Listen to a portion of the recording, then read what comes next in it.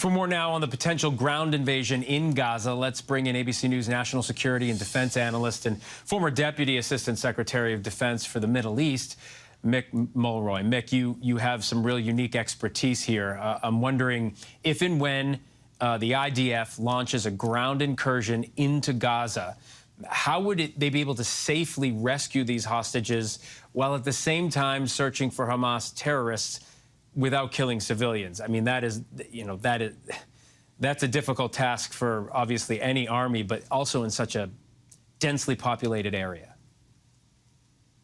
Well, that's exactly right, Phil. It's one of the most difficult combat operations there is. It takes near perfect intelligence, almost perfect executions, and sometimes just luck, quite frankly. Everyone I've been involved with, it really took every one of those to be successful, and many of them were not successful.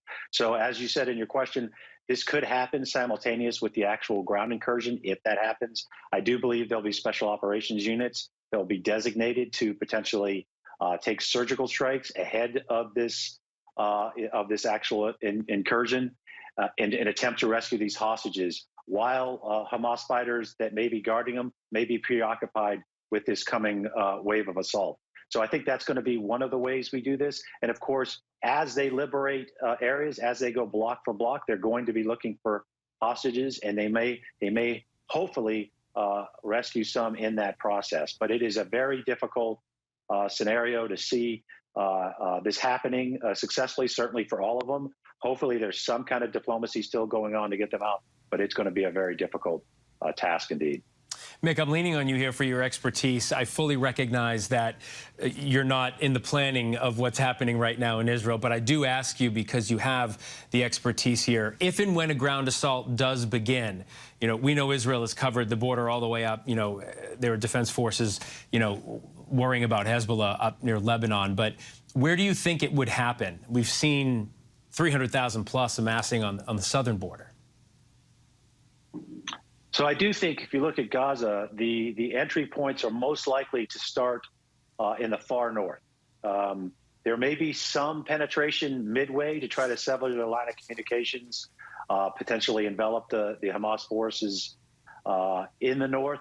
And then they may send some forces down to the south just to determine if Hamas tries to flee using the Rafah exit.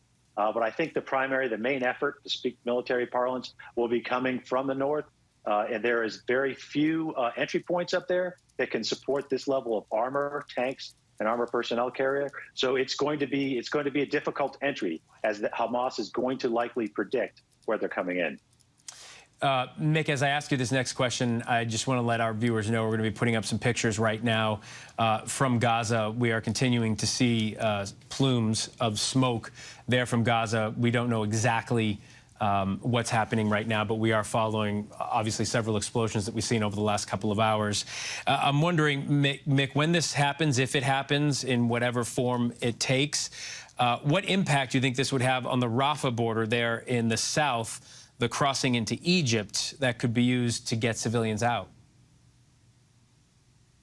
So I think that is where most civilians that are trying to flee this oncoming potential ground incursion will be headed. Hopefully there can be some effort starting now to set up a safe haven where civilians can go, potentially be monitored so that that Hamas fighters can't use it as shelter. And those civilians that get there get food, water, medical, everything they need while this ground incursion happens, and could go on for weeks. That is likely exit point. It's to be seen whether Egypt will allow them into Egypt. But that is an area I think we should certainly be watching, especially for this regard.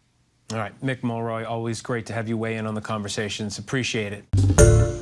Hi, everyone. George Stephanopoulos here. Thanks for checking out the ABC News YouTube channel. If you'd like to get more videos, show highlights, and watch live event coverage, click on the right over here to subscribe to our channel. And don't forget to download the ABC News app for breaking news alerts. Thanks for watching.